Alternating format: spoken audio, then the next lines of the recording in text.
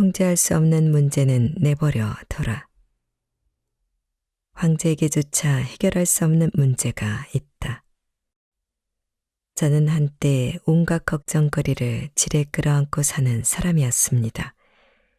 다른 사람의 표정이나 행동 하나하나에 예민하게 반응하며 혹시라도 저 사람이 나를 싫어하는 것은 아닐까 전전긍긍하기도 했고, 자신을 항상 다른 이들과 비교하며 제 능력이 남들보다 부족하진 않은지 신경 쓰기 바빴습니다.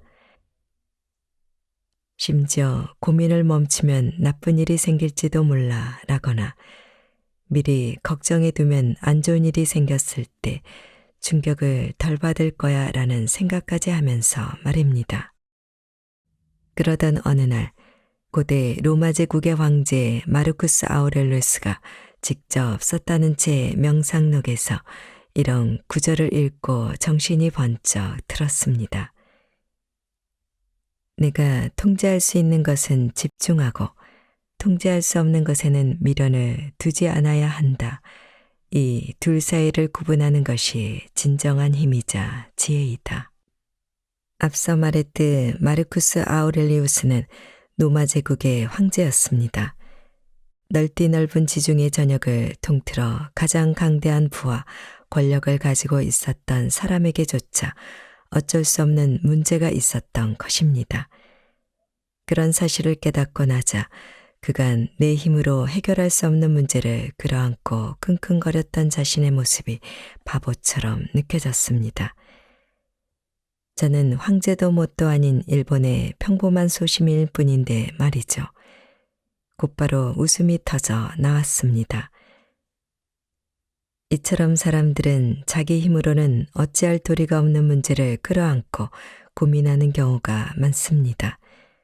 그것도 생각보다 자주요. 예를 들어 주위 사람들이 어떻게 생각할지 걱정이다 라는 고민이 있다고 해 봅시다. 사실 이런 고민은 애당초 고민거리조차 될 수 없습니다. 당신은 주위 사람의 생각을 통제할 수 없기 때문입니다. 취업이 안 돼서 걱정이다 라는 고민도 마찬가지입니다. 채용 여부를 결정하는 것은 당신이 지원한 회사의 인사 담당자입니다. 당신이 머리를 싸매고 속을 썩인다 해서 인사 담당자의 결정을 바꿀 수 있는 건 아닙니다.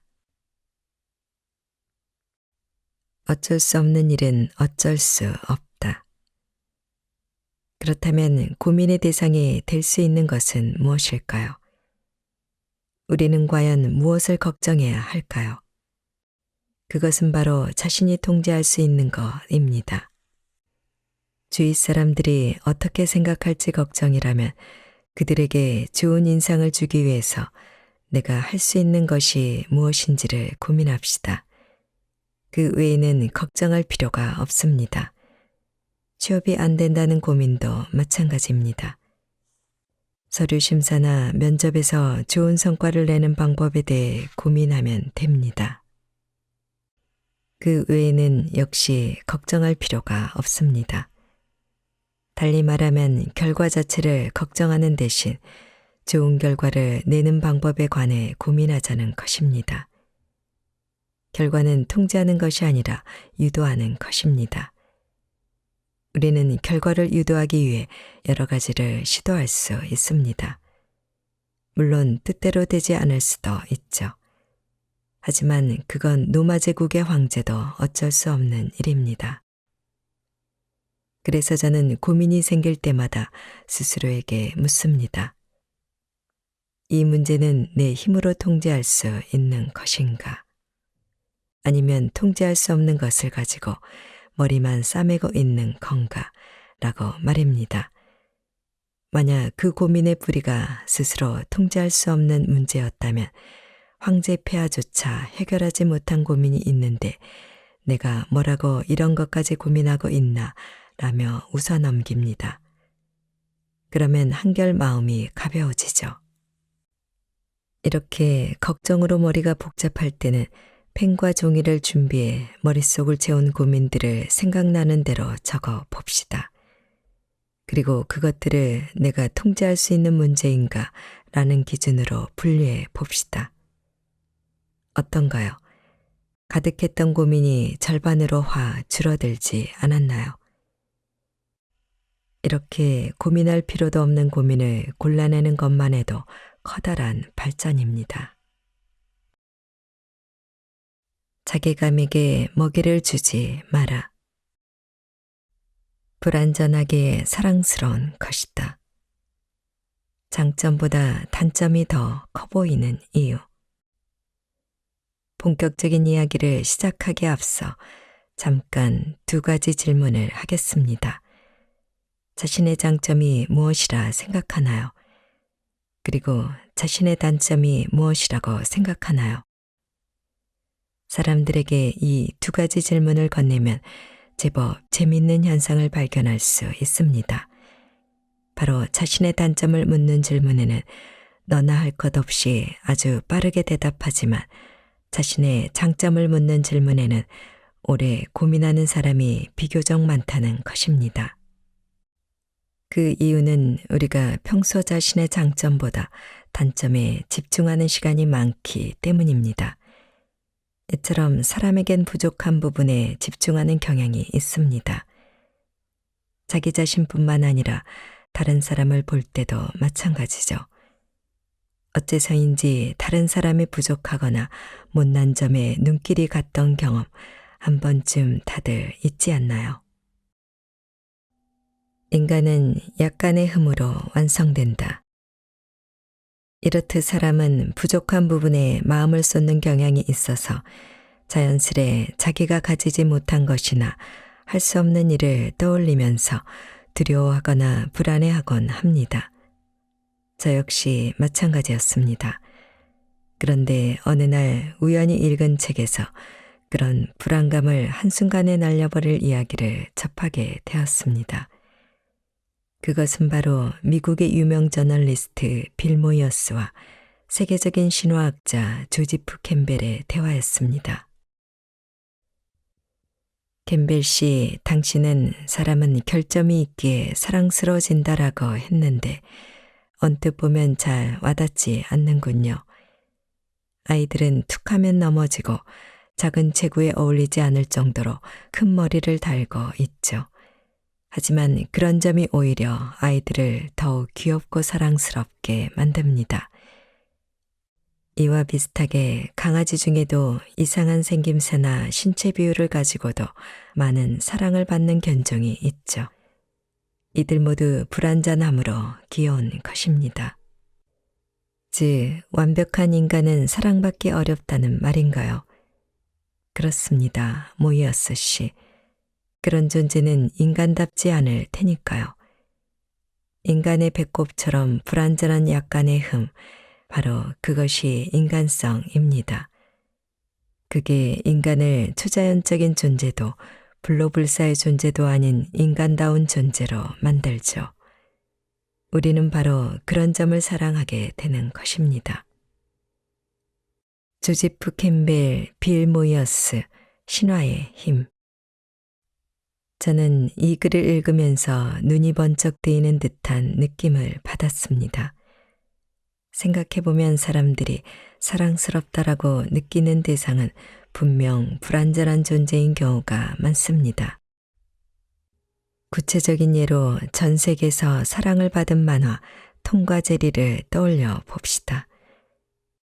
이야기의 주인공인 고양이 톰과 생쥐 제리는 결코 완벽한 캐릭터가 아닙니다.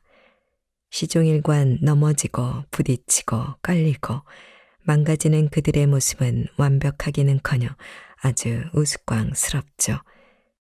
서로 골탕 먹이기 위해 깜찍한 계략을 세우기도 하지만 그런 계획이 뜻대로 잘 풀리는 경우는 아주 드뭅니다. 도리어 제게 제가 넘어가 낭패를 당하고 도망다니는 경우가 많죠. 하지만 이토록 부족하고 불완전한 모습이야말로 이들이 오랜 시간 널리 사랑받아온 이유라고 할 수 있습니다. 좀 더 일상적인 예를 들어 볼까요? 예전에 제가 다니던 회사에는 아주 유능하고 명석한 상사가 있었습니다. 맡은 일마다 탁월한 성과를 거두고 다른 사람의 실수까지도 너끈히 해결해주는 모습에 저와 제 동료들 모두 그분을 존경에 마지 않았지만 어쩐지 쉽게 말을 붙일 수는 없었습니다. 조금 불편했달까요? 그러던 어느 날 그 상사와 함께 식사를 한 적이 있었습니다. 변변한 대화 없이 어색하게 밥을 먹던 도중 저는 발견하고야 말았습니다. 닭튀김을 집어먹는 그분의 젓가락질이 정말 이상하다는 사실을요. 마치 젓가락질을 배운 지 얼마 안 된 어린아이의 손길 같았습니다. 털이 부숭부숭 자라 있었다는 것만 빼면 말입니다. 그 모습을 보자 다른 세상에 사는 사람처럼 완벽하게만 보였던 상사가 달리 보였습니다. 아, 이 사람도 나랑 똑같은 인간이구나 라는 생각이 들었던 것이죠. 그 후로 저는 그 상사에게 조금 더 친근하게 말을 걸 수 있었고 회사에 다니는 동안 좋은 관계를 유지할 수 있었습니다. 여러분에게도 이런 경험이 한 번쯤은 있지 않나요? 이처럼 부족함 있고 비웃음거리나 흉이 되는 것만은 아닙니다. 오히려 인간미 넘치는 매력 포인트가 될 수도 있죠. 마치 입술 사이로 살짝 드러나는 덧니가 미소를 더욱 귀엽게 만들어주듯 말입니다. 그러니 자신의 결함에 너무 신경을 쓰지 않길 바랍니다. 다른 사람들은 그 결함 때문에 당신을 더욱 사랑스럽게 느낄지도 모르니까요. 완벽한 사람은 오히려 매력이 없다. 살을 빼면 인기가 많아질지도 몰라. 성격이 밝아지면 친구가 많아질지도 몰라. 일을 잘하면 모두가 좋아해 줄지도 몰라. 사랑받는 걸 싫어하는 사람은 없습니다. 난 사람들이랑 부대끼는 게 싫어 라고 말하는 사람들도 잘 들여다보면 자신과 잘 맞고 친밀한 사람들에게는 관심과 사랑을 받고 싶어 하죠. 그래서 사람들은 더 많은 능력이나 자랑거리를 가지길 원합니다. 그로 인해 다른 사람들에게 더 많이 사랑받을 수 있을 거라고 생각하니까요. 하지만 신화학자 조지프 캠벨은 이런 생각이 잘못되었다고 말합니다. 그는 오히려 사람은 할 수 있는 것, 가지고 있는 것 때문에 사랑받는 것이 아니라 오히려 못하는 것, 가지지 못한 것 때문에 사랑받는다라고 말하죠. 생각해 보세요. 만약 미키마우스가 비율 좋은 구둥신 몸매의 날렵한 콧날, 잘 빠진 근육질 몸매를 가지고 있었다면 지금처럼 디즈니랜드의 마스코트가 될 수 있었을까요? 똑똑하고 논리정연한 톰과 제리는 또 어떻고요? 완벽한 존재는 존경받습니다. 하지만 불완전한 존재는 사랑받습니다. 우리는 자신이 가지지 못한 것을 갈구하면서도 정작 우리 자신처럼 부족한 존재를 사랑하게 됩니다. 두 마음 모두 자연스럽습니다. 그러니 어느 한쪽만을 바라보며 자신을 채찍질하지 말길 바랍니다. 마법의 주문. 오늘 밤엔 여러분에게 마법의 주문을 알려드리고자 합니다. 다들 깜짝 놀랐습니다. 숲속 사원에서는 전통적으로 마법과 신비주의를 멀리하니까요. 제가 속한 종파는 그런 것들에게는 아무런 가치가 없다고 말합니다. 그렇지만 아잔 자야사로 스님은 유창한 태국어로 차분하게 말을 이어나갔습니다. 갈등에 싹이 트려고 할 때, 누군가와 맞서게 될 때, 이 주문을 마음속으로 3번만 반복하세요. 어떤 언어로든 진심으로 3번만 되낸다면 여러분의 근심은 여름날 아침 불밭에 맺힌 이슬처럼 사라질 것입니다. 우리는 모두 스님의 손바닥 안에 있었지요. 잠시 침묵이 흘렀습니다. 다들 숨죽이고 스님의 다음 말을 기다렸지요. 스님은 몸을 살짝 내밀더니 극적인 효과를 내려고 한 번 더 뜸을 들인 뒤 입을 열었습니다. 자, 다들 그 주문이 뭔지 궁금하시죠? 바로 알려드리겠습니다. 내가 틀릴 수 있습니다. 내가 틀릴 수 있습니다. 내가 틀릴 수 있습니다. 그 뒤로 20년이라는 세월이 흘렀지만 저는 그 주문을 들려주던 스님의 목소리를 지금도 생생하게 기억합니다. 내가 분석하기도 전에 몸이 먼저 진실을 인식하고 반응할 때의 기분을 다들 알 겁니다. 그런 말은 여러분의 몸과 마음에 새겨져 절대 사라지지 않지요. 말은 이렇게 하면서도 솔직히 고백하자면 이 주문은 제가 가장 필요할 때 버뜩 떠올리기가 참으로 어렵습니다. 하지만 일단 떠올리면 언제나 확실한 효과를 발휘하지요. 더 겸손하고 더 건설적인 방향으로 갈 수 있게 합니다. 이 지혜는 시대를 초월하며 특정한 종교에 한정되지도 않습니다. 내가 틀릴 수 있습니다. 참으로 단순하고 명쾌한 진실이지만 우리는 너무나 쉽게 잊어버립니다. 예전에 한 강연에서 이 마법 주문에 얽힌 이야기를 들려주었습니다. 그 강연엔 마침 제 아내인 엘리사베트도 참석했었지요. 다음 날 아침 우리는 아침 식사를 하면서 가볍게 언쟁을 벌였습니다. 제 아내는 고집센 4살 배기 꼬마가 사는데 이 꼬마는 사소한 일로 불쑥 튀어나오곤 합니다. 흥분하거나 괴로워해봤자 별 소용이 없는데도 그 순간을 참지 못하고 화를 터뜨려요. 정당한 근거가 없다는 사실을 알면서도 일단 우기고 봅니다. 아차 싶었을 땐 이미 늦었지요. 고맙게도 제 아내는 저보다 더 침착하고 감정적으로 성숙한 사람입니다. 그래서 그날 아침에도 4살 배기 꼬마를 상대로 유머 감각을 잃지 않고 침착하게 말했습니다. 비온, 당신이 어제 강연에서 말했던 그 주문 말인데 지금이 그 주문을 사용할 적기 아닐까?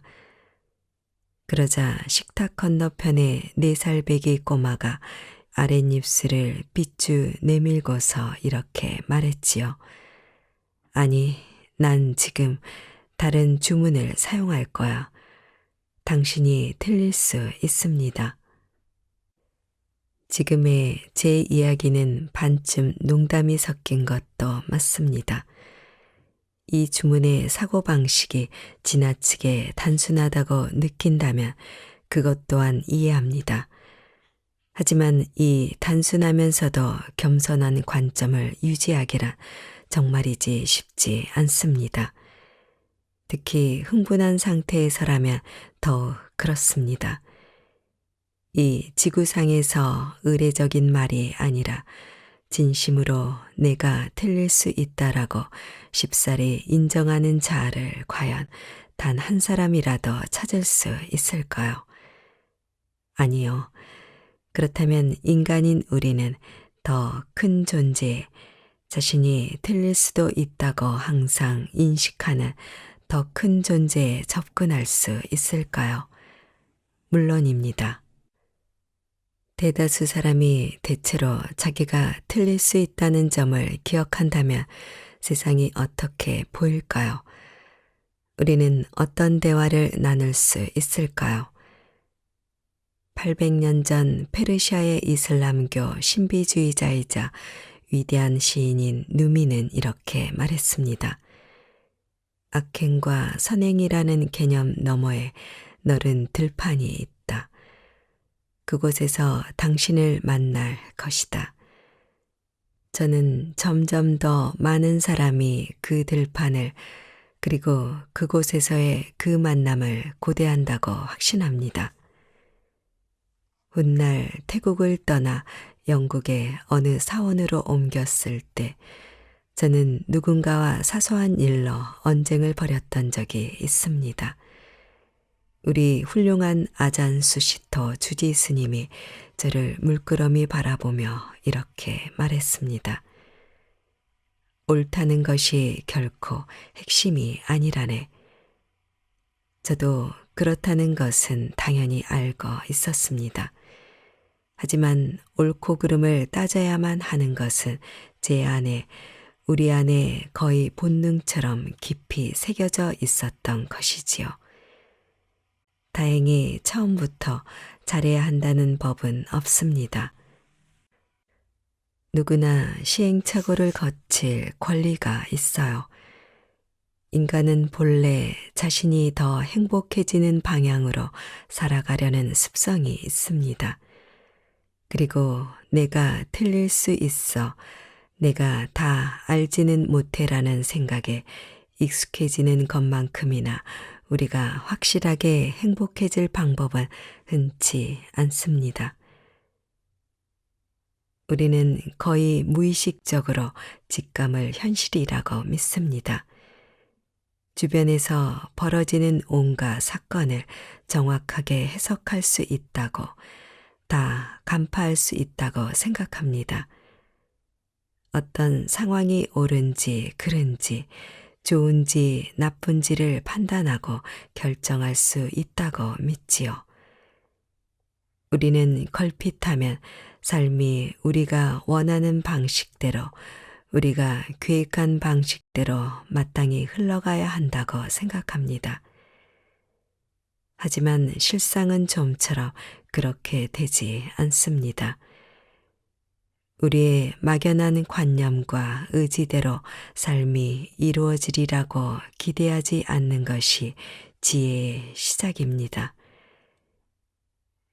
우리가 극히 무지하다는 것을 이해할 때 지혜가 싹틉니다.